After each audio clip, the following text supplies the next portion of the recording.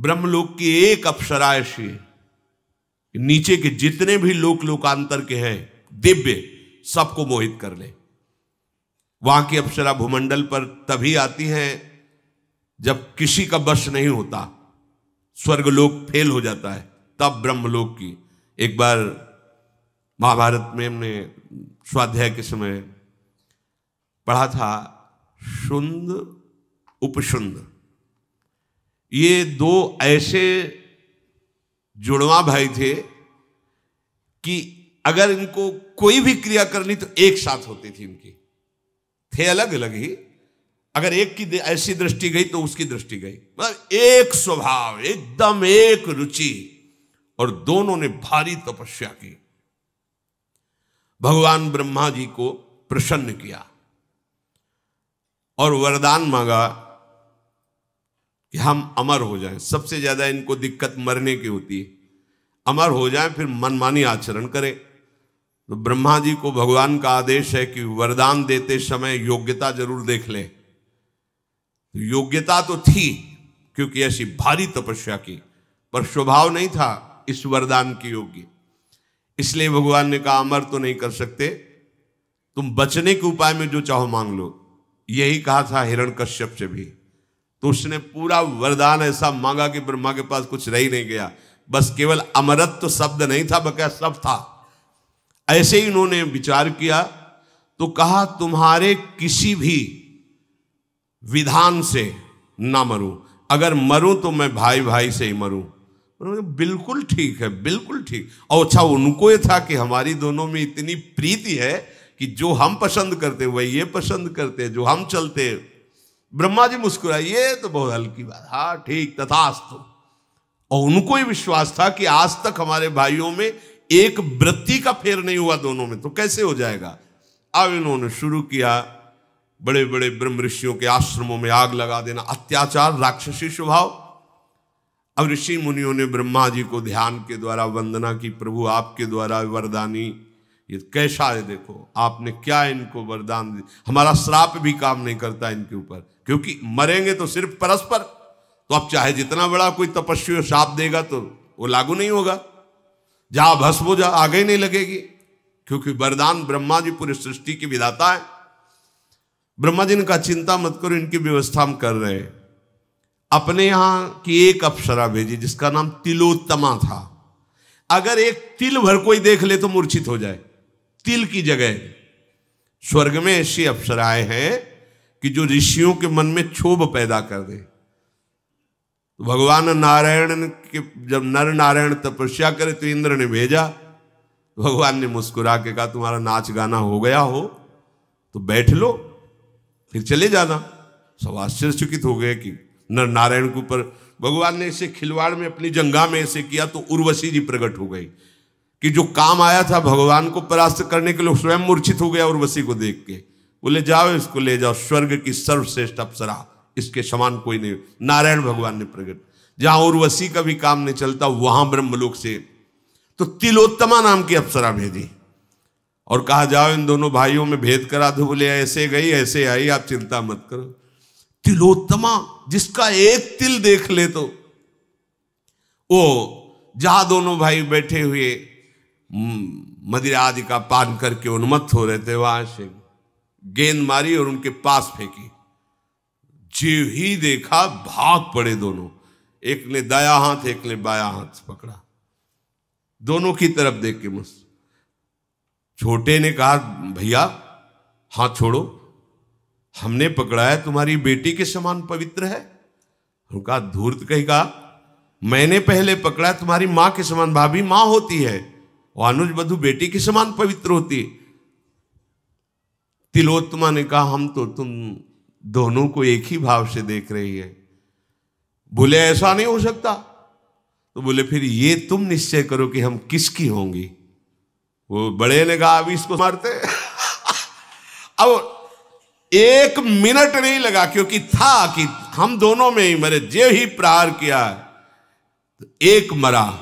अब वो केवल ऐसे थोड़ी खड़ा रहेगा, उसने जो प्रहार किया था उससे दूसरा मरा। तिलोत्तमा अंतर्धान बोले ब्रह्मा जी बोले काम हो गया। एक क्षण में उस ब्रह्मलोक में जाकर के जो वासना बनी रहती, वहां का सुख भोगते हैं। और अगर वासना टिकी रही तो फिर जन्म होता है एकाएक को पचड़े में। इसीलिए हम कहते हैं राधा राधा राधा, कोई वासना हमें नहीं रोक पाएगी। नामे भक्ता प्रणश्यति, हमारे अंदर की वासनाएं हमें नहीं रोक पाएंगे, हमारी लाडली जो है ना। इसीलिए ध्रुवदास जी ने बहुत विचार पूर्वक ये दोहा लिखा हुआ है, यद्यपि भक्त अनन्य जो विषय इंद्रियन बस होए, कर्मठ कोटि जितेंद्रियन ते समलायन। अगर व्याख्या करके न समझाए तो आप फंस जाएंगे कि ऐसा कैसे। एक तरफ कह रहे करोड़ों जितेंद्री, एक जितेंद्री नहीं, करोड़ों जितेंद्री, करोड़ों कर्मकांडी साधना परायण श्यामा श्याम के अनन्य भक्ति की बराबरी नहीं कर सकते, जबकि वो जितेंद्री नहीं है। यद्यपि भक्त अनन्य जो विषय इंद्रियन बस होए, तो कर्मठ कोटि जितेंद्रियन ते समला, उनकी समानता नहीं कर। क्यों? उसे साधन का भरोसा है, इनको लाडली का भरोसा है।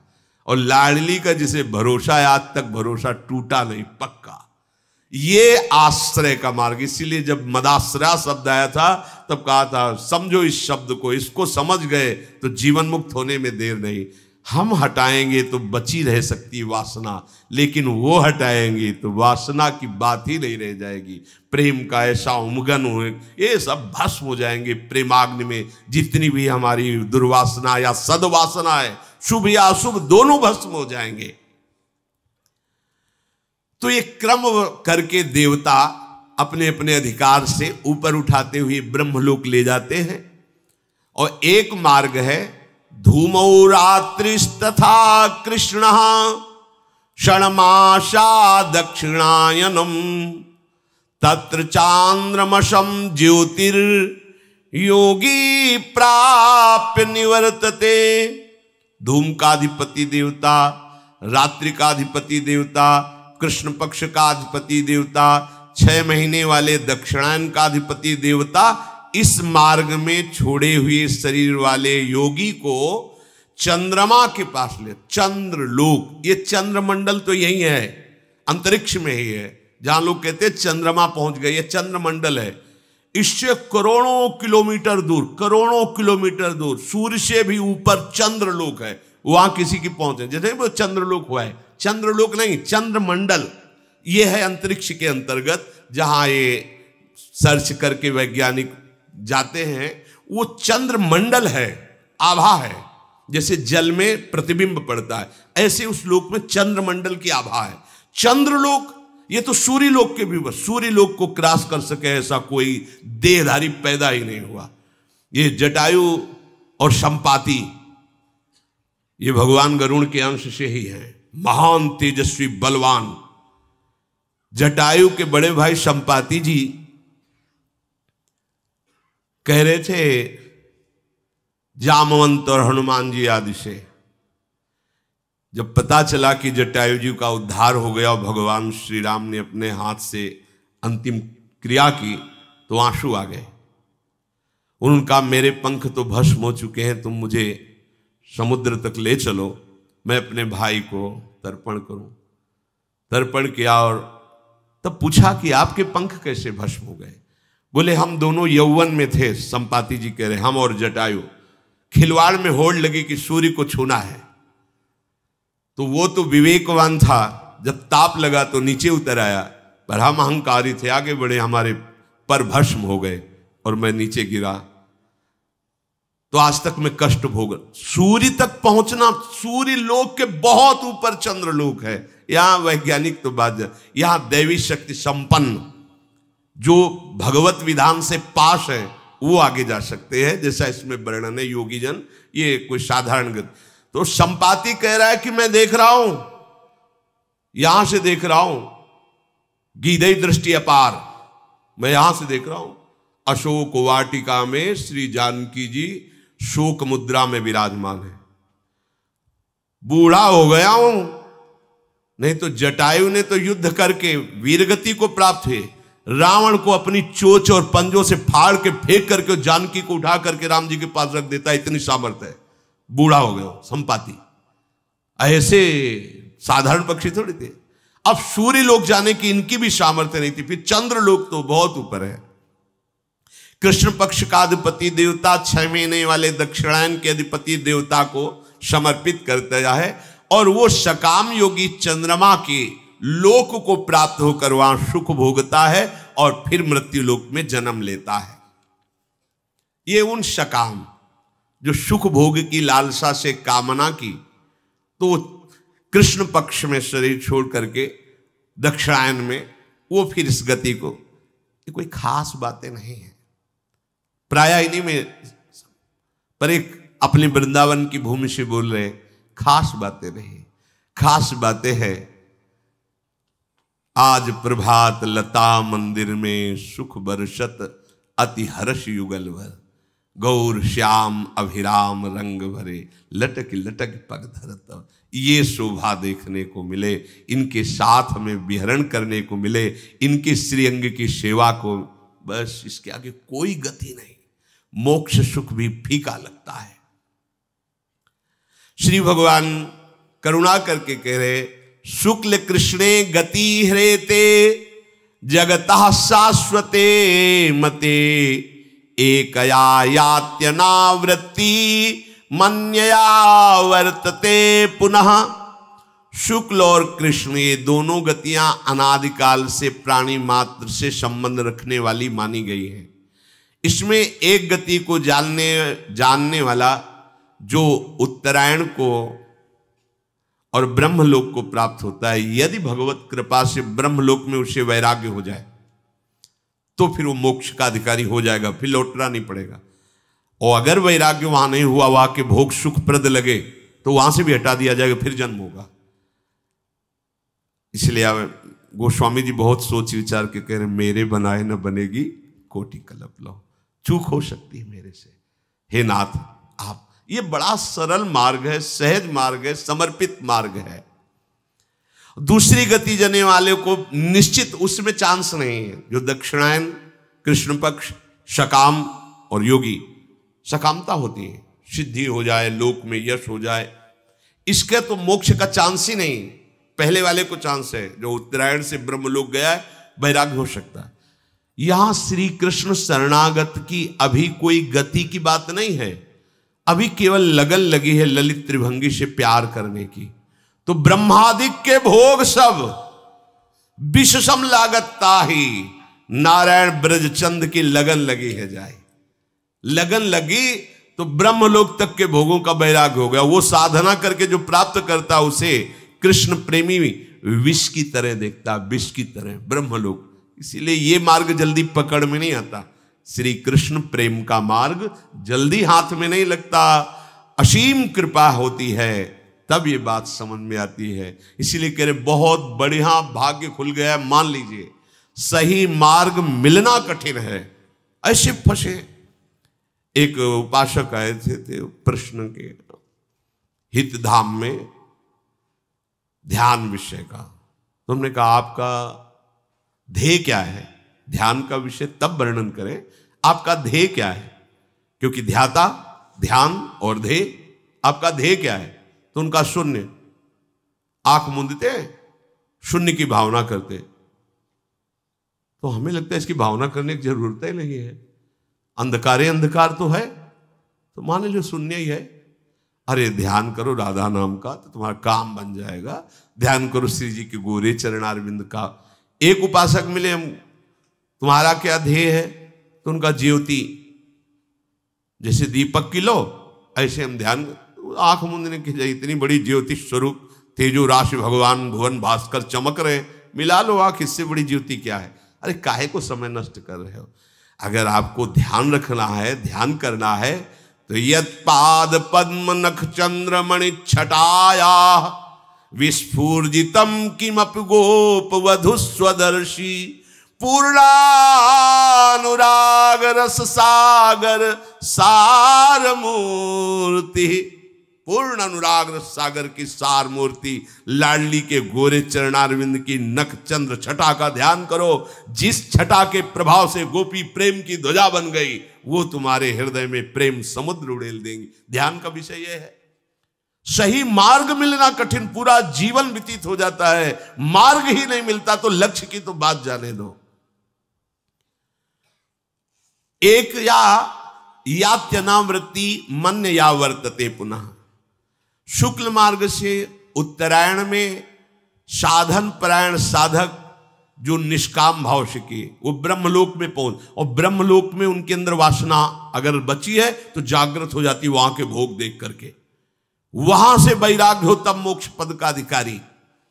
ब्रह्मलोक में जाकर ब्रह्मा जी के साथ सुख भोगता हुआ फिर मुक्त हो जाएगा यदि वासना नष्ट हो गई, तो वहां भी यदि लगा हुआ है।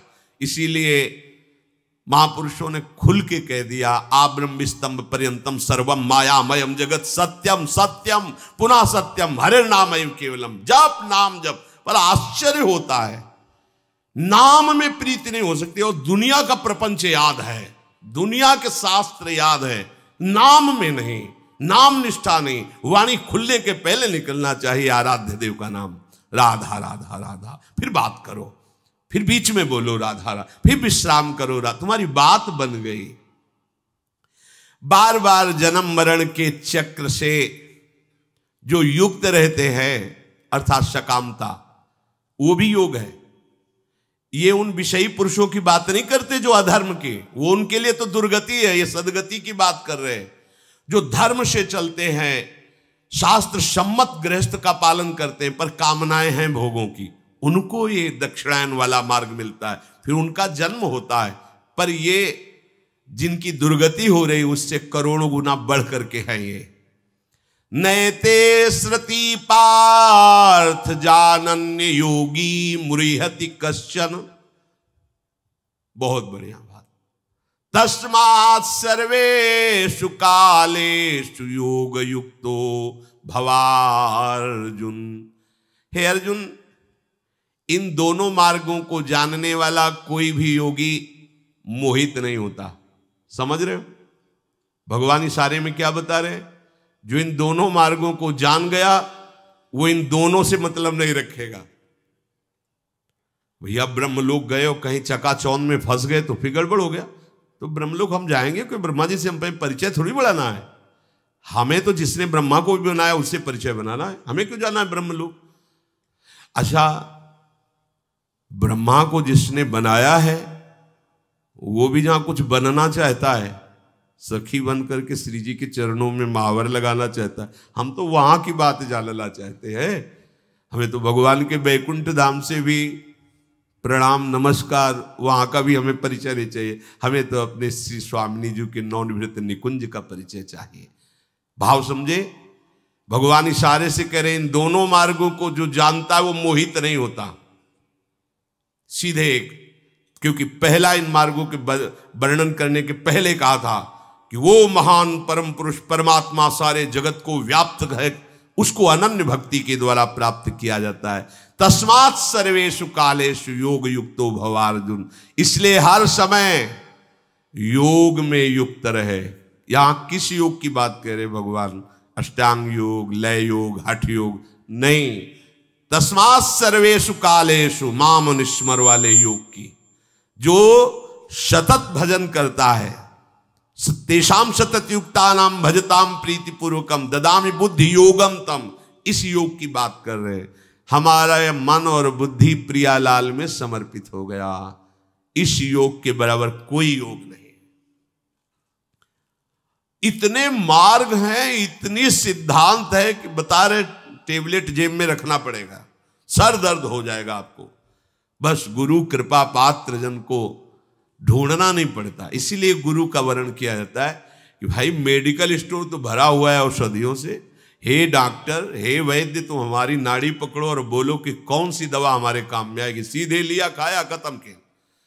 अब खोज दें कि हमारे सर दर्द की दवा इसमें कौन सी है, तो हमारा समय बर्बाद होगा, सर दर्द बढ़ेगा और हम दवा नहीं निकाल पाएंगे। अगर धोखे से कोई इधर उधर टेबलेट खा लिया तो रिजेक्शन भी होगी। रिजेक्शन के तरह एक्शन रिजेक्शन जो भी हो, मतलब वो विरोधी भाव पैदा कर देगा।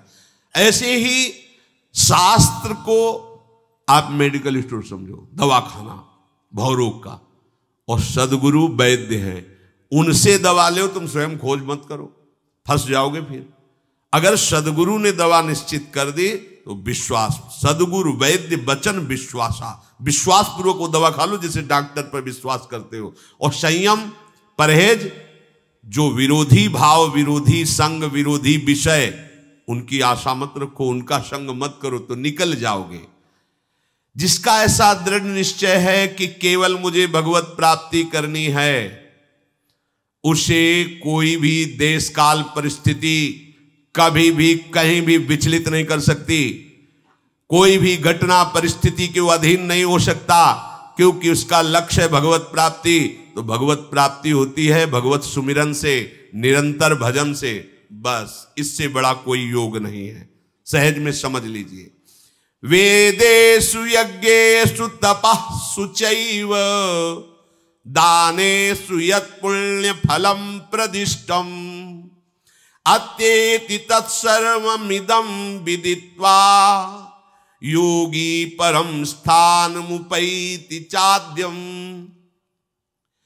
जो मेरा निरंतर भजन करने वाले हैं, भगवान यहां योगी उन्हीं को, क्योंकि पीछे भगवान ने कहा था कि कर्मकांडियों से भी श्रेष्ठ योगी और ज्ञानियों से भी श्रेष्ठ योगी। तो योगी कौन? जो मुझे अनन्य भाव से भजते हैं, वो सर्वश्रेष्ठ योगी है, जो ज्ञानियों से भी, कर्मकांडियों से, तपस्वियों से भी श्रेष्ठ हैं। तो यहां उसी योग का भगवान भाव कह रहे कि जो मेरे इन दोनों बताए हुए मार्गों को जानता, वो मोहित नहीं होगा, वो हर समय योग में स्थित रहेगा। योग क्या? प्रभु का चिंतन, प्रभु से विमुख हो जाना ही ये हमारी दुर्गति का कारण हुआ है। हर समय कहीं भी हो, कैसे भी हो, जब आपके मुख से नाम निकलेगा और हृदय में प्रभु का आश्रय है, निश्चित परम गति होगी, इसमें कोई संशय नहीं है। जो योगी मेरा अनन्य चिंतन करता है, वो इन वर्णन किए हुए जो शास्त्र सम्मत सिद्धांत, वेदों में, यज्ञों में, तपों में, दान में नहीं फंसता। भगवान स्वयं के ध्यान से सुनो, क्योंकि जितने इनके सब साधन फल करे गए हैं, वो तो उसके चरण चूमते हैं जो मेरा निरंतर चिंतन करता है। उसको ये सब की तरफ बढ़ने की जरूरत नहीं। अगर आपकी नाम में रुचि हो रही तो देखना सब आपको फीका लगने लगेगा। नाम में रुचि नहीं है तो ये होता है। जो तपों का, दान का, वेदों के स्वाध्याय का, यज्ञों का और वर्णित इन मार्गों का जो पुण्य फल कहा गया है, जो मेरा भक्त होता है इससे प्रभावित नहीं होता। ये खास बात समझो।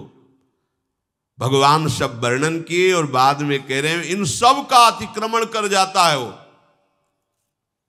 सीधी बात, मेरी प्यारी जो प्यारी, कोई समझे या न समझे, सबसे हमारी समझ भली। ठाकुर नंद किशोर हमारे ठकुराइन वृषभान ले। समझाने के लिए प्रश्न करो, उत्तर ले लो, लेकिन हमारी समझ समझना है तो समझो। हमारी समझ कहाँ है? ठाकुर नंद किशोर हमारे ठकुराइन वृषभान लली। प्रभु यहां कह रहे कि जो योगी है, कौन सा सतत मेरा स्मरण करता है, वो इन सब से प्रभावित नहीं होता। ना उसे उत्तरायण से मतलब है, ना दक्षिणायन से। अच्छा, जैसे आप बहुत पापाचरण कर रहे हो, पवित्र तिथि में मरे, पूर्णिमा है, उत्तरायण है, क्या आपको ब्रह्मलोक मिलेगा? क्या यमदूत मार डंडे सीधे आपको नरक ले जाएंगे। ठीक है।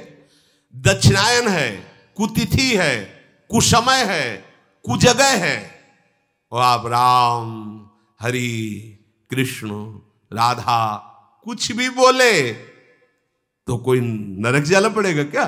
नहीं, सीधे भगवान के दिव्य पार्षद भगवत धाम। ये सिद्धांत को समझो। एक है कर के पाना, एक है हो के पाना। कर के पाने में जन्म जन्मांतर लगेंगे, और हो के पाने में अभी अभी। कमा के अरबपति बनना और गोद नामे में बैठ जाना है।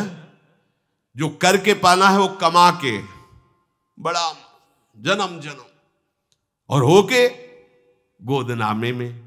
वो तो कह रहे हैं ना, अगर ये हो कि भाई वहां फुल हो चुका है, अब नहीं, वो कह रहे हैं अब भी जगह खाली है, आ जाओ, मामे वे प्रपद्यन्ते मायामेताम तरन्ते यही परलोक सकल सुख पावत। आ जाओ हमारी गोदनामे में आ जाओ, मैं प्रभु का बच्चा हूं, आओ मेरी पूरी संपत्ति दंपति संपत्ति पाई है, कुंज महल की टहल सुख दंपति संपत्ति पाई है। हमें अपनी भूल मिटाने के लिए बढ़िया अवसर मिला है। भूल क्या है? मैं स्त्री हूं, मैं पुरुष हूं, मैं पिता हूं, मैं माता हूं, मैं पति हूं, मैं ये भूल है। इस भूल को मिटा दो। मैं प्रभु का हूं, प्रभु मेरे, वही है। आप भी मानते हैं ना मानते हुए भी, जब वो अंतर ध्यान हो जाते हैं तो जो तुम्हारी प्रिय पत्नी, प्रिय पुत्र, प्रिय पति रख के दिखा लो। भाई हम 4-6 महीने से रखे हुए हैं क्योंकि प्रिय हैं। कमरे में जाने में भय लगेगा कि चलो, क्यों? वही तो तुम्हारा पुत्र है, वही पत्नी है, वही, बोले डर लगता है। अब वो कहां रहे? तो जो नहीं रहे उनको जानते थे क्या? जानते तो 5 भौतिक शरीर को थे। अब क्या डर है? अब उसी से कहो कि आप हृदय से लगाओ, वही पुत्र है तुम्हारा, वही पति। नहीं, डर लगता है। और फिर उससे कहो कि रखे रहो, काहे को रो रहे हो? रखे रहो ना, कोई नहीं ले जाएगा। इसी से तो प्यार करती, पैसा दे के कहेंगे कि इसको जला दो, जाके हटाओ इसको। अनजाने में भी तुम प्यार प्रभु से ही करते हो, पर जान के कर लो तो निहाल हो जाओगे। अपनी भूल को मिटाना है। हम लोग समझते हैं कि हम अपनी भूल को मिटा सकते हैं, पर यह निर्बलता भूल मिटने नहीं देती। अगर आप प्रभु से विमुख हैं तो कहां पुष्टता आपको मिल सकती है? अरे भाई, हम क्यों जीना चाहते हैं 100 वर्ष? नहीं जीना है। अगर हमारी लाडली जी को ऐसा ही है तो जब उनको बुलाना हो बुला ले, हम उन्हीं के लिए जीवन दिए हुए हैं ना। अच्छा, उनको जो कराना है वो करवा रहे हैं, किसी को दुख दे के, किसी की हत्या करके, किसी के। अपना जीवन थोड़ा विचार करो। यही कर्म तो आकर के यहां हमको गिराने के लिए तैयार हुए हैं। अब एक कर्म ऐसा कर लो कि तुम गिरो ना। ये निर्बलता, ये अपात्रता, ये संयोग सुख की लोलुपता, ये मनुष्य को असमर्थ बना देती है। राधा राधा अगर भाव से जप करके देखो तो कोई कमजोरी। मनुष्य जन्म में महान लाभ से वंचित अपनी मूर्खता के कारण हुआ जाता है। मनुष्य को संयोगजन्य सुख की लोलुपता का त्याग करने की सामर्थ्य, नित्य निरंतर भगवत मार्ग में उद्यत रहने की सामर्थ्य, ये केवल भगवत प्रेमी महात्माओं से मिलती है। पकड़ लीजिए बात। अगर शब्द है भगवत प्रेमी महात्माओं से, क्योंकि भाई अगर भटके हुए जंगल वाले से फंस गए तो तुम्हारा दिमाग ही बदल जाएगा, ये धाम नाम सब छूट जाएगा। अपनी अपनी भावना होती है। एक संत भगवान नर्मदा के किनारे से आए थे। उन्होंने कहा कि सर्वत्र वृंदावन ही है, जहां भगवान वहीं वृंदावन, तो बताओ भगवान कहां नहीं है? सब जगह भगवान, सब जगह वृंदावन ही है। हाँ, हमारे वृंदावन के 2 रूप हैं, एक है व्यक्त रूप और एक है अव्यक्त रूप। अव्यक्त रूप से जहां आप व्यक्त रूप का चिंतन करोगे वहीं आपको भासेगा, अनुभव में आने लगेगा। लेकिन वृंदावन तो वृंदावन ही है ना। कोई त्रिभुवन में जगह बताओ जहां ललित त्रिभंगी बिहारी जी मूर्तिमान होकर के विराजमान हो। ये किसी कारीगर की रचना नहीं, स्वयं प्रियालाल श्यामा श्याम स्वामी हरिदास जी के प्रेम से ये युगल रूप एक वपु धारण कर बांके बिहारी के, ये प्रिया प्रीतम साक्षात कहना भी एक लघुता सी लगती है। प्रिया प्रीतम, ये कारीगर की रचना नहीं की।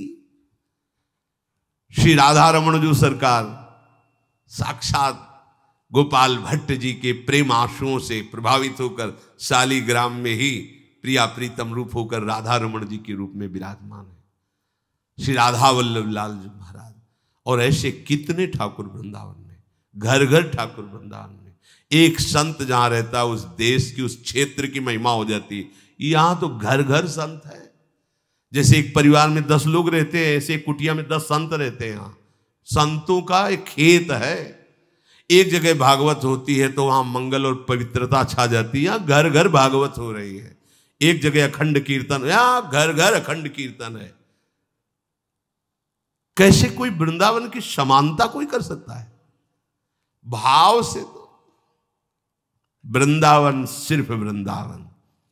अब आप अगर ये मान के कि संग करोगे तो वृंदावन निष्ठा फेल हो जाएगी, और जब यहां के रसिकों से बात करोगे तो कहेंगे विपिन राज सीमा के बाहर हरिहू को न निहार, रे मन वृंदा विपिन विचार। विचार करो वृंदावन की कैसी अद्भुत महिमा है। देखो वृंदावन की महिमा की, अगर बाहर हरि भी हो तो आंख उठा के मत देखना। वृंदावन परित्यज्य पादमेकम न गच्छति, खंड खंड हो जाए तन अंग अंग सत्तूक। वृंदावन ने छाड़ियो छाड़ियो है बड़ी चूक, यद्यपि मिले कोटि चिंतामणि तौ न हाथ पसार। जय श्री भट्ट धूलि धूसर तन ये आशा उर्धार, रे मन वृंदा विपिन निहार। भगवत प्रेमी महात्माओं का संग ये आपकी निर्बलता को दूर कर देगा, आपके अंदर दृढ़ भगवत भाव स्थापित सच्ची मानिए। भगवत प्रेमी महात्माओं का संग आपको बल देगा, पर इस संग के लिए जो सावधानी चाहिए और जो श्रद्धा चाहिए उसे ध्यान पूर्वक सुने। बोरी सखी जी कह रहे, हरिवंश हित जोरी उमगी, ऐसी कृपा मुँह पे करो, परिजाय यह जो स्वभाव सहज ही, कबहू अंतर जनि परो। हरिवंश जोरी श्री राधा वल्लभ लाल, रूप बेली प्यारी बनी सुप्रीतम तेरे प्रेम तमाल, दो मन मिलिए कह भय श्री राधा वल्लभ लाल। हे हरिवंश जोरी हम पर ऐसी कृपा करो, क्या मेरा यह स्वभाव बना दो सहज में, कभी स्वभाव में अंतर न पड़े। क्या? जे नाम मुख सो ले ही तुम्हरो, उमगी तिन पायन परो, तिन सो सदा आधीन बनो, दीन बाणी उच्चरो। हे लाडली लाल जो आप ऐसी कृपा कर दो, मेरा ऐसा स्वभाव बना दो कि जो आपका नाम मुख से उच्चारण करते हैं, आपके सेवक हैं, आपके जन हैं, उन प्रेमी संतों के चरणों में गिरने का मेरा स्वभाव बना दो। मैं बार बार उनके चरणों में प्रणाम करूं। 300 सदा आधीन बनो, मैं उनके अधीन रहूं, जैसी आज्ञा करें वैसा मैं चलूं, और दीन बाणी उच्चरो, दैन्य होकर उनसे बात करें। छविदावरी देखत उमगी जे, नैन जल भर लावही, तीन दरस इकटक करत कबहू, नैन मम न अघावही। हे लाडली लालजू, जो आपकी रूप माधुरी में डूबे हुए आंसू बहाते हैं, ऐसे रसिक जनों को मैं एकटक निहारता रहूं। मेरे नैन कभी ऐसा तृप्ति ही न माने कि उनके मुख चंद्र से हटने की बात हो। क्या मांग रहे हैं लाडली लाल से? आपकी रूप माधुरी में जो डूबे हुए आंसू बहा रहे, मैं उनको निरंतर देखता रहूं। जे प्रीति सो रस रीति के, मृदु गीत उमगत गावहीं, ते प्राण हु के प्राण लागे, सदा ही मम भावहीं। जो प्रेम से आपकी रसरीति के लीला जस का गान करते हैं, वो हमें प्राणों से भी अधिक प्यारे लगे। सदा मेरा हृदय भाव भर करके उनको ऐसे देखे जैसे कोई आसक्त पुरुष, मेरे प्राण समर्पित हो जाए आपके प्रेमियों में। अपराध मन क्रम बचन तिनके, कबहू जिन करवाइए। देखो, ये नहीं कह रहे कि मैं कभी मन वचन कर्म से अपराध ना करूं। ये शरणागति का भाव देखिए,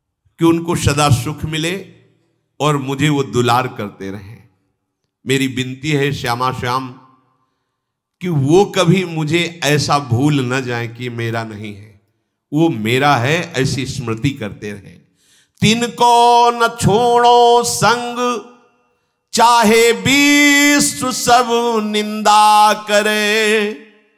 तिन सो न हो ये कुभाव, तिन में को न अवगुण लखी परे। हे स्वामी जी, प्रायः मनुष्य का स्वभाव ऐसा होता है कि जिसके चार लोग बड़ाई करते हैं वहां जुड़ता है, और जहां चार लोग निंदा करने लगते हैं वहां से हट जाता है।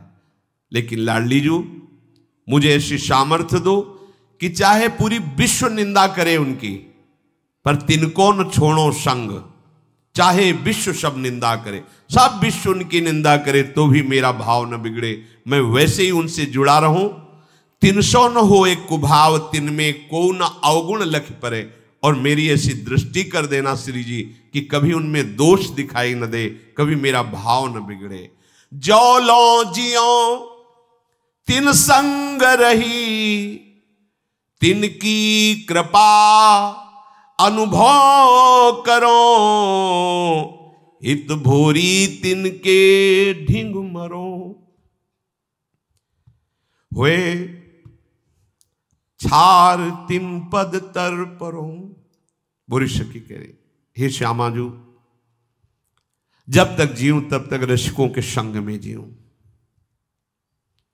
और उनकी कृपा का प्रतिफल अनुभव करूं, और जब मरूं तो उनके चरणों के सानिध्य में मरूं। और मेरा शरीर वृंदावन की रज में रज बनकर मिल जाए, बस इतनी ही मांग है। देखो, ये जब हमारे हृदय में ऐसी भावना रसिकों के प्रति हो जाती है तो फिर माया हमें परास्त नहीं कर सकती, फिर कोई भी संयोग जन्य सुख हमें भ्रष्ट नहीं कर सकता, फिर कोई भी अभिमान की क्रीड़ा हमें भगवत मार्ग से दूर नहीं कर सकती।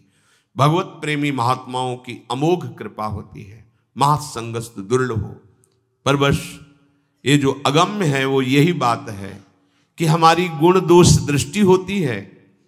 कभी हमारी दृष्टि दोषमयी हुई तो हम उनको देखा तो उनमें भी दोष नजर आएगा, कहीं दोष देखकर मेरे मन में कुभाव आ गया तो मार्ग ही छूट जाएगा। इसलिए भोरी सखी कह रहे कि जौलों जियो तिन संग रहो, तिनकी कृपा अनुभव करो। हित भोरी तिनके ढिंग मरो।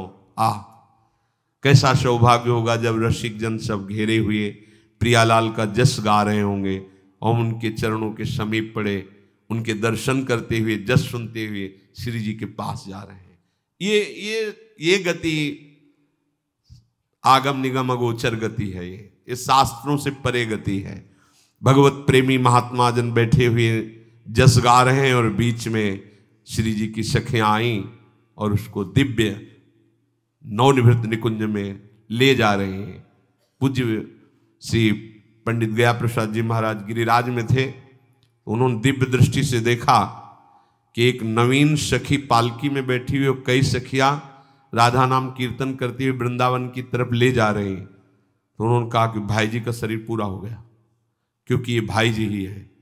पता लगवाया तो हाँ, उसी समय उसी तिथि को पूरा हुआ था ऐसा। तो ये जो गति है आगम निगम अगोचर गति है। उत्तरायण दक्षिणायन ये नाना प्रकार की गतियां हैं, पर प्यारी जू प्यारे जू का जो दृढ़ प्रेम है वो प्रेमी जनों के संग से मिलता है। पर प्रेमी जनों के संग का निर्वाह करना ये इसीलिए दुर्गमो लिख दिया। महत्संगस्त दुर्लभ हो, अगर मिल भी जाए तो अगम्यो, उसका निर्वाह करना बड़ा कठिन। अगर निर्वाह कर गए तो अमोघस्य, निश्चित भगवत प्राप्ति, निश्चित भगवत प्रेम। हुए छार तिन पद तर परो। मरने के बाद की भी आकांक्षा रख रहे हैं कि मेरा शरीर वृंदावन की रज में मिले और वो रसिक जन हमारे ऊपर चले, उनके चरण सदैव हम पर पड़ते रहें। तो भगवत प्रेमी महात्माओं के संग से निरंतर प्रिया प्रीतम के अभंग प्रेम को प्राप्त करना ही जीवन का परम लाभ है। खूब नाम जप कीजिए और श्री जी के भरोसे रहिए, जीवन सार्थक हो जाएगा।